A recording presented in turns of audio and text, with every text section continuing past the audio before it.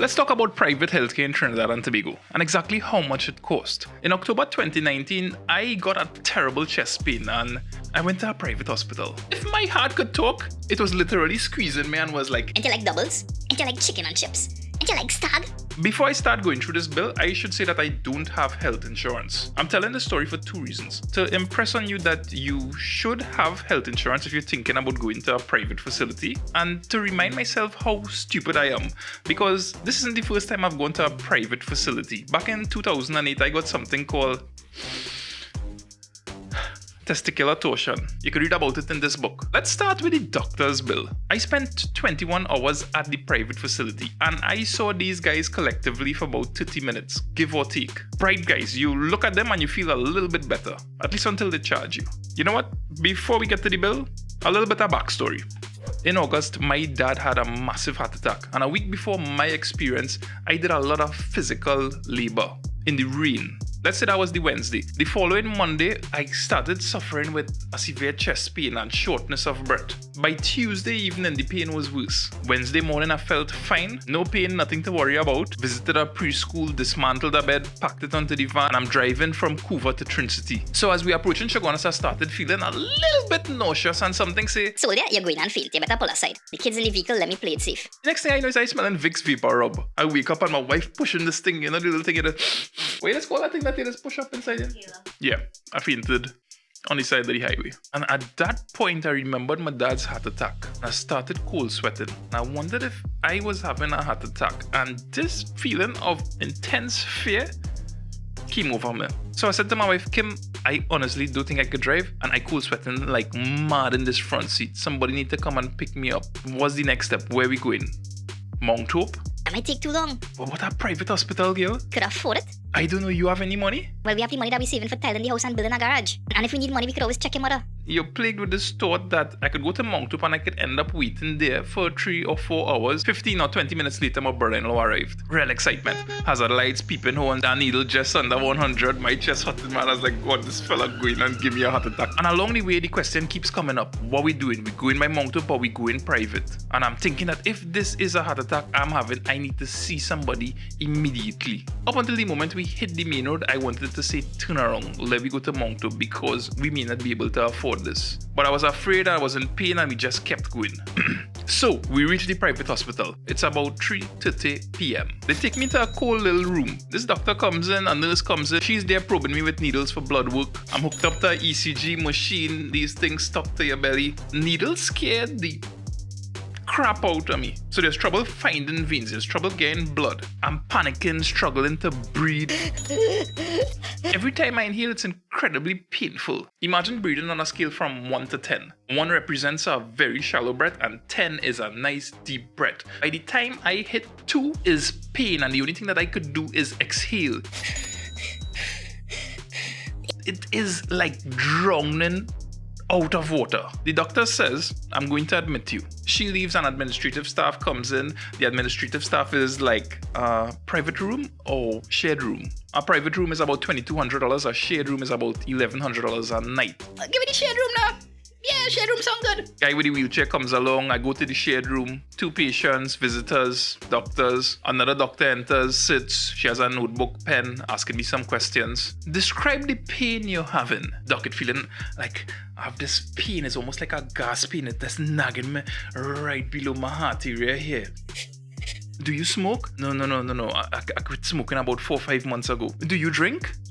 No. And then, how often? Every day. Because of this and my dad's recent heart attack, I'm considered a high-risk patient. About half an hour later, a doctor we'll call the professor enters the room. I suspect that this is a PE. And I'm lying there thinking, what's PE? Doc, what's PE? Because the only PE I know about is physical education. You need to transfer this patient from this shared room to ICU. This is... Get a CT scan with contrast. My wife is standing there. There's deep concern in her face. You just have to look into her eyes and know that she's thinking about her bank account, the tiles, the garage. The doctor looks at her and he says, "Don't worry, he's in good hands. You've come to the right place. You transfer this patient to ICU. We are going to watch him like a hawk." They transfer me to ICU. I'm lying next to the bed where my dad was in August. Eventually, another doctor enters the room. He kind of reminded me of Jason Statham, a short version. There's more blood work, an x-ray, something called an echo, or an ultrasound. They put this cool gel on your belly and they Probing you with this machine. Probing. They had someone come to my bedside, which was kind of cool. You pay for it, of course. The last time I had an ultrasound was back in 2008. You could read about it in this book. Then there was the CT scan with contrast. They take you into this room, lock a big giant door. You lie on a bed. There's something like a big white donut that the bed is sliding back and forth in, and there's a voice saying, Hold your breath. Close your eyes. Now you can exhale.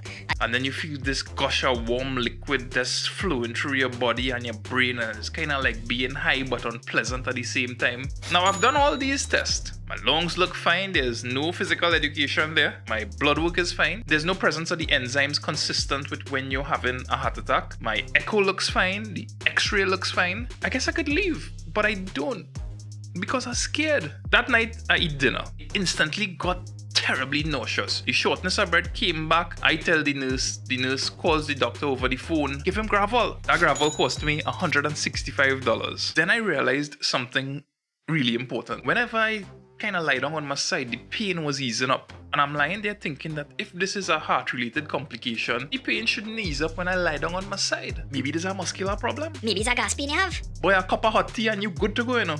Sometime after dinner, my wife's cell phone rings. It's the doctor, the one who looks like Jason Statham. He's telling her about something called an angiogram or anagram or something like that, describing it as the next course of action. The doctor's like, an angiogram costs about $12,000, but the good news is that the hospital currently has a special. What kind of special are you talking about? KFC special, like a $40? No.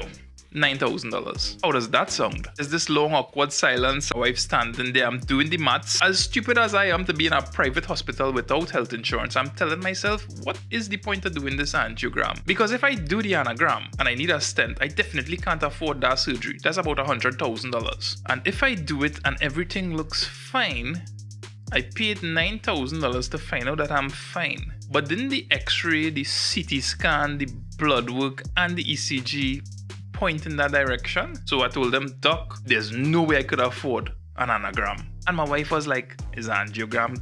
I woke up at 5 a.m. the following morning in extreme pain, shortness of breath, another morphine shot. Breakfast time comes and goes, no breakfast for me. Somehow there's the possibility that I'm having an angiogram, so I can't eat. This guy shows up by my bedside, describes himself as a technician, tells me that I should have this angiogram done. I tell him the same thing that I tell the doctor, I can't afford it. He leaves. About half an hour later, he shows up again. So are you having the angiogram? He shows up a third time. So have you thought about the angiogram? Are you having the angiogram? And I'm like, bro, I just tell you I can't afford it. I strongly suggest that you have it. I strongly suggest that you give me $9,000. Finally, Jason Statham arrives. We talk about the possibility of getting it done publicly. To paraphrase him, in Trinidad and Tobago, there are thousands of people on a waiting list waiting to get an angiogram done. You could be waiting for weeks or months. Anyway, after lunch, I get discharged from the hospital with no diagnosis. I get a prescription for heart medication, which is weird. My wife pays the bill, we're driving home, she's crying, and I'm going through the bill and I'm crying too.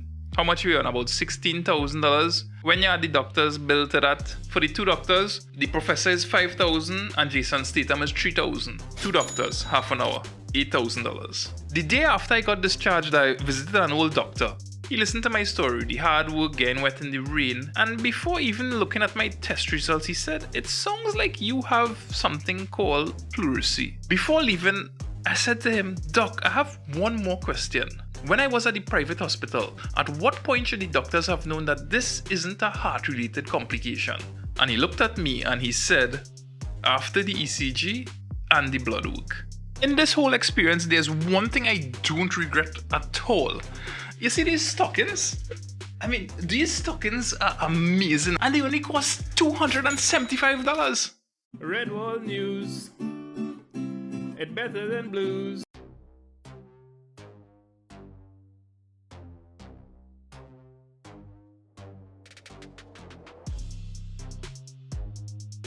Special thanks to the nurses who attended to me. You all were very kind. Special thanks to everyone who visited. Special thanks to the doctors who saw me. You all are awesome. A little bit expensive, but awesome.